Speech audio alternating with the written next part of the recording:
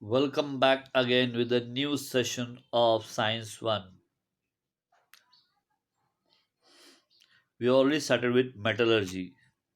Now today we are going to discuss about ionic compounds. Now we have already discussed about covalent and ionic. So by this time you should be knowing the meaning of ionic as well as covalent. Ionic implies complete transfer of electrons and covalent implies sharing of electrons. So if the compounds are formed by complete transfer of electrons and therefore they are called as ionic compounds. Whereas if the compound is formed by sharing of electrons, they are called as covalent compounds. Now, here we are going to discuss it in detail. Ionic compounds. The compounds formed from two units, namely cation and anion, are called as ionic compounds. The cation and anion being oppositely charged, there is an electrostatic force of attraction between them. You know that the force of attraction between the cation and anion is called as ionic bond. The number of cations and anion is compound in a compound, and the magnitude of the electric charge on them is such that positive and negative charges balances each other. As a result, an ionic compound is electrically neutral. Ionic compounds are crystalline in nature. The surfaces of these particles of a crystalline substance have definite shape and the and are smooth and shiny. The regular arrangement of ions in the solid ionic compound is responsible for the crystalline nature. The arrangement of ions is different in different ionic compounds, and therefore the shape of the crystals are different. The main factor that determines the general arrangement of ion in a crystal is the attractive force between oppositely charged ions and the repulsive force between the similarly charged ions. Because of the general crystalline structure has negative ions arranged around a positive ion and positive ions arranged around a negative ion. Two of the most important factors responsible for certain crystal structure are as follows. First one is size of the positive and negatively charged ions, magnitude of the electrical charge on the ions, the electrostatic attraction in the neighboring ions with oppositely charged ions is very strong, and that is why the melting points of ionic compounds are high. Also, the ionic compounds are hard and brittle. Now, since there is an electrostatic force of attraction between the oppositely charged ions, and this electrostatic force of attraction is very strong, and therefore ionic compounds have high melting point and boiling point. The bonds are very strong because of the opposite charges. The force of attraction is more, and the bond is also very strong. These ionic compounds are but brittle.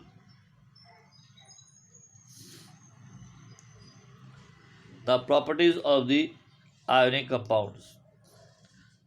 What are the speciality of the ionic compounds? The year one experiment is being done. For that, the apparatus required is metal spatula, burner, carbon electrodes, beaker, cell, l- lamp, press key, electrical wires, etc.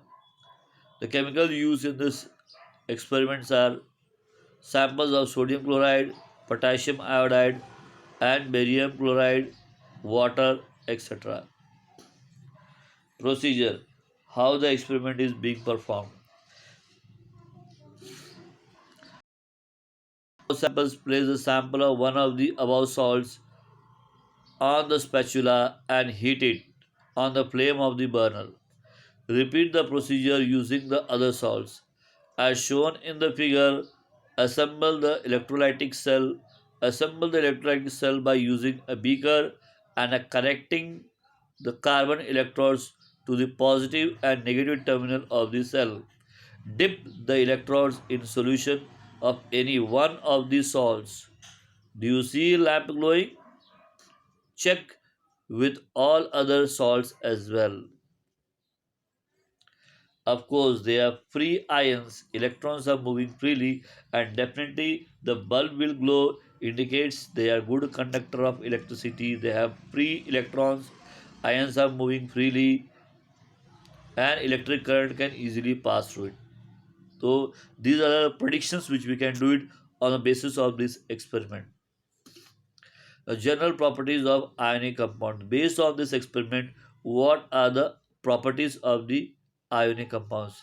Attractive force between the oppositely and positively and negatively charged ion is strong, and therefore the ionic compound exists in solid state and are hard.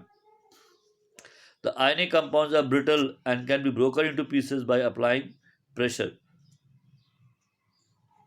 Intermolecular force of attraction is high in ionic compounds, and large energy is required to overcome it.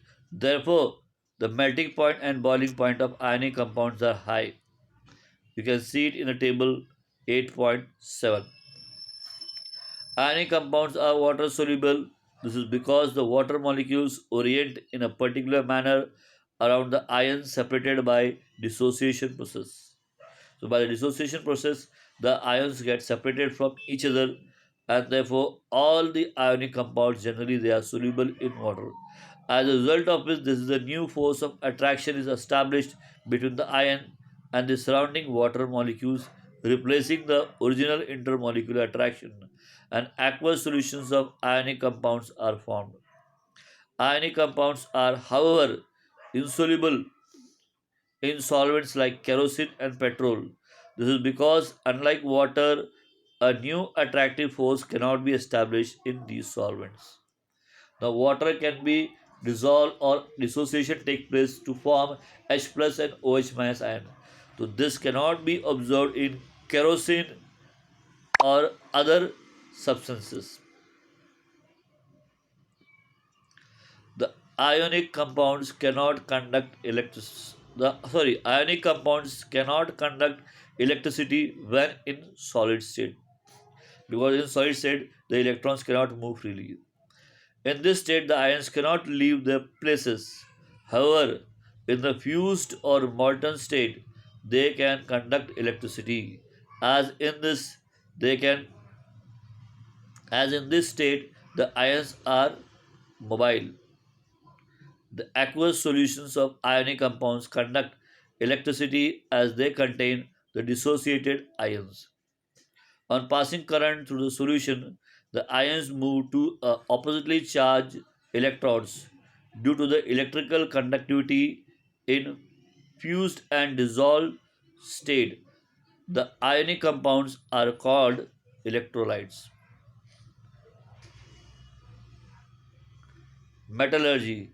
Initially, before the starting of this lesson, already I have said to you what is actually metallurgy. Metallurgy is that branch of science which deals with the extraction of metals, or you can say purification of metal. Here, the definition of metallurgy is given: the science and technology regarding the extraction of metals from ores and the purification for the use is called as metallurgy. The occurrence of the metals. Most metals, being reactive, do not occur in nature in this state but found in combined state as their salts such as oxides, carbonates, sulfides, and nitrates.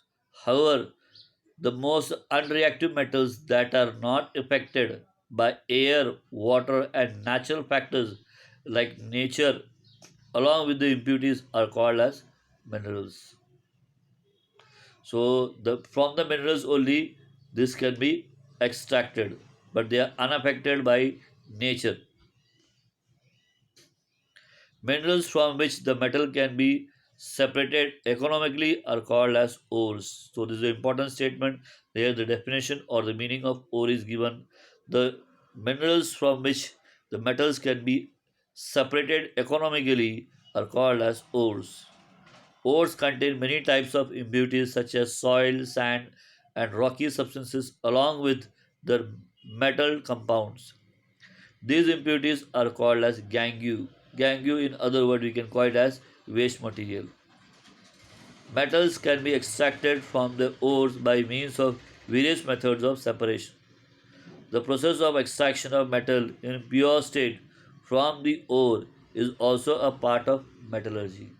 So first of all, the minerals should be or ore should be concentrated. The concentration of ore can be done by simple process.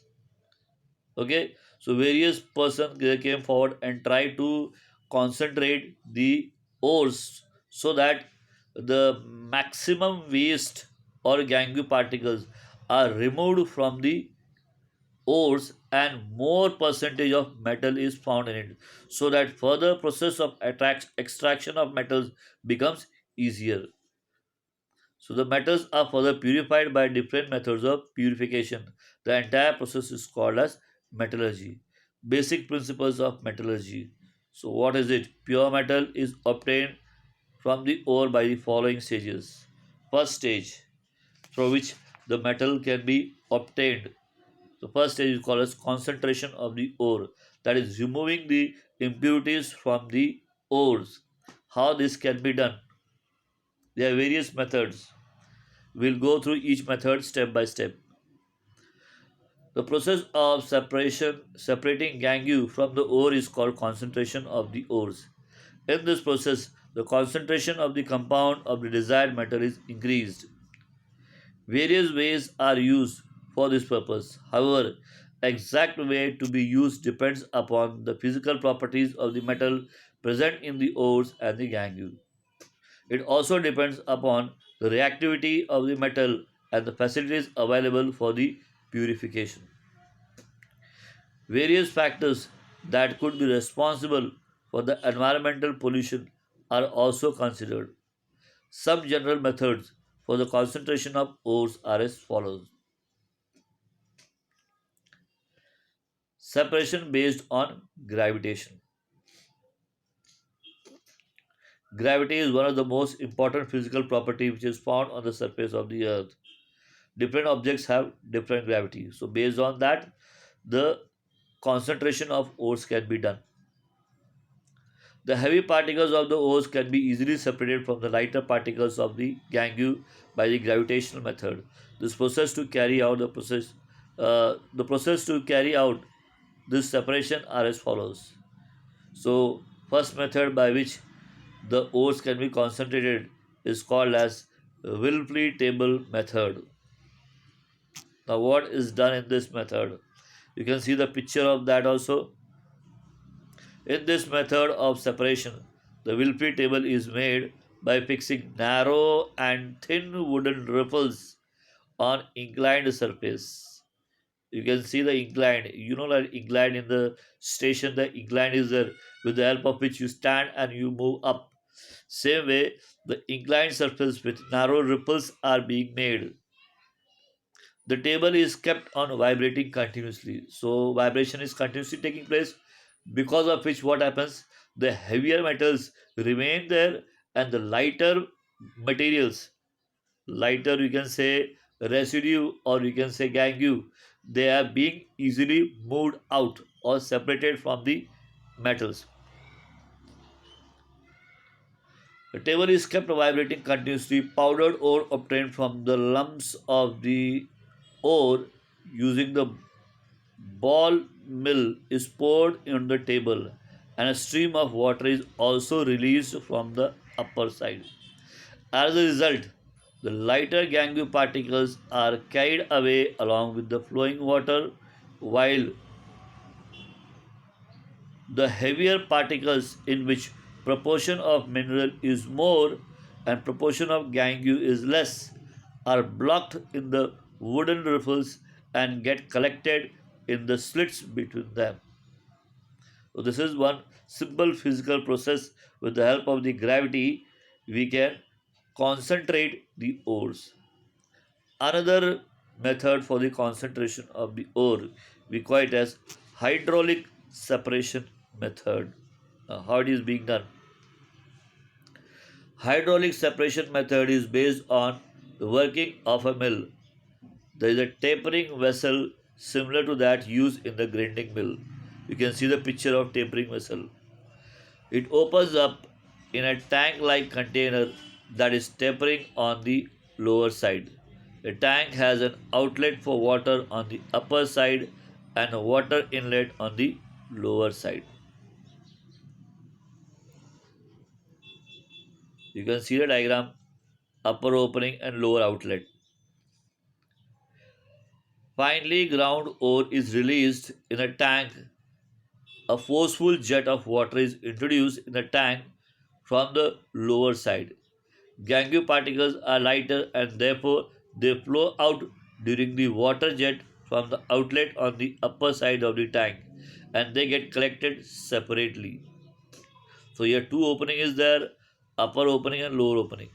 So water is forcefully allowed to pass from the bottom of this tank, as a result of which the lighter gangue particles they are removed from the upper opening and the heavier metals or heavier ores in which concentration of metals are more they are settled down at the bottom, and thus this way also we can separate the gangue or concentrate the ores.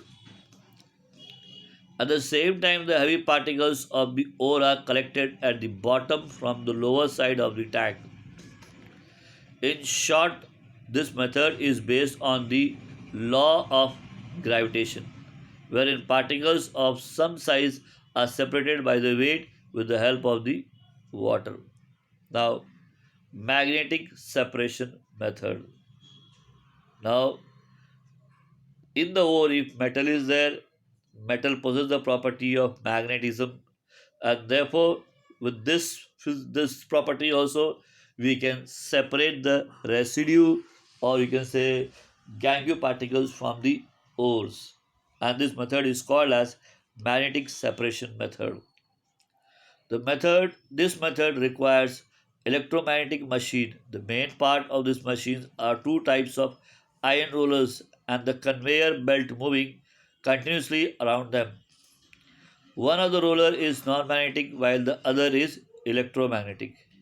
The conveyor belt moving around the roller is non-magnetic, made up of leather or brass. The powdered ore is poured on the near the non-magnetic roller. Two collector vessels are placed below the magnetic roller. You can see at the bottom two collector is there. One for the non-magnetic. If it is attracted, it will be outer side. If it is not if it is not attracted, it will fall on the outer collector. And if it is attracted, metals are there, it will be collected into the inner collector. You can see in the picture very much clearly. Therefore, they have carried further along with the belt and fall in the collector vessel place. Collector vessel places is away from the magnetic roller. At the same time, the particles of the magnetic ingredients of the ore stick to the magnetic roller and therefore they fall into the collector vessel near the magnetic roller. So, two separate parts are formed. One is non-magnetic substance and the other one is magnetic substance. They are separated, and thus this is also one of the method where gangue is being separated by the magnetic method. In this way, magnetic and non-magnetic ingredients in the ore can be separated depending upon the magnetic nature. For example, concentrate, for example,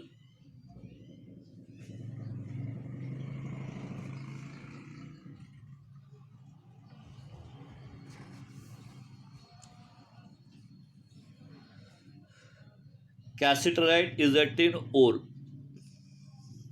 It contains mainly non-magnetic ingredients, stannic oxide SnO2, and the magnetic ingredients ferrous tungsten FeWO2, FeWO4. These are separated by electromagnetic method. So here we have discussed two methods in order to concentrate the ore. One more method, froth flotation method. Now, what is being done in the froth flotation method? Here, two different liquids are passed with this ingredients. Now, some of the ingredients are water loving, some are in the oil loving, and depending on that, these ingredients get separated. So let's see what is done and how it is being done. Froth flotation method. The froth flotation method is based on two opposite properties, hydrophilic and hydrophobic, of the particles. Here, the particles of the metal sulfides, due to the hydrophobic property, get wetted mainly with oil. So, here, hydrophobic property means they get easily wet with the oil, while due to hydrophilic property, the gangue particles get wetted with the water. By using these properties, certain ores are concentrated by froth flotation method. Now, what is actually being done and how it is being separated? Your picture is also there and explanation is also there. In this method, the finely grounded ore is put into a big tank containing sample ample amount of water. Certain vegetable oil such as pine oil, eucalyptus oil is added in the water for the formation of froth.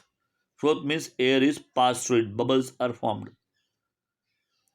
Now, pressurized air is blown through the water. There is a there is agitator rotating around its axis in the center. You can see the agitator, it is rotating around the center of the flotation tank. The agitator is used as per the requirement. Bubbles are formed due to the blown air. Due to agitation, the foam is formed from oil, water, and air bubbles together. Due to the agitation, the foam rises on the surface of the water and floats, and that is why this method is called as froth flotation process. The particles of certain sulfide ore float with the foam as water as they are preferentially get wetted by the oil.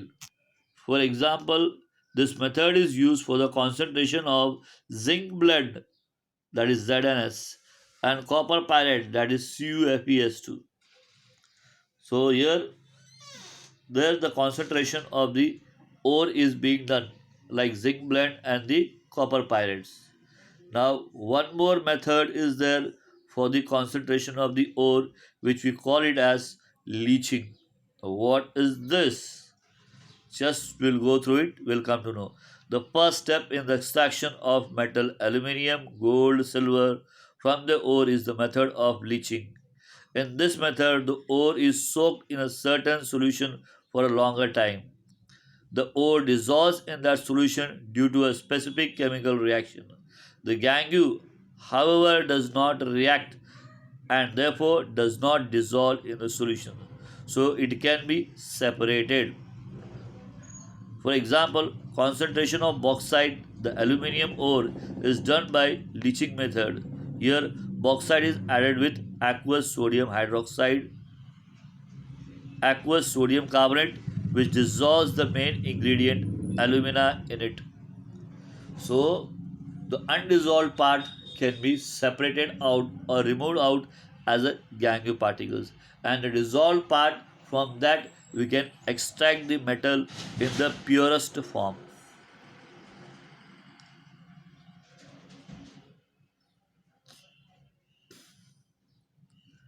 Now, we have said that we are going to discuss about oxidation and reduction. Okay, in fact, it is already being discussed, it, but in detail further we will discuss it again, because here oxidation and reduction method is used to purify the metal. Without that, maximum purity cannot be obtained. During the extraction metals from the ores, metal is obtained in the metal is obtained from the cation of the metal. In this process, metal cation is to be reduced. How to bring about the reduction depends upon the reactivity of the metal. We have already learned about the reactivity series of metals.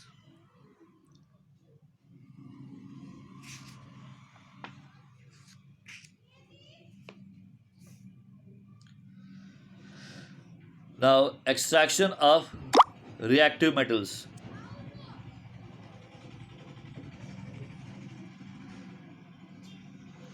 That part we'll discuss it from the next video.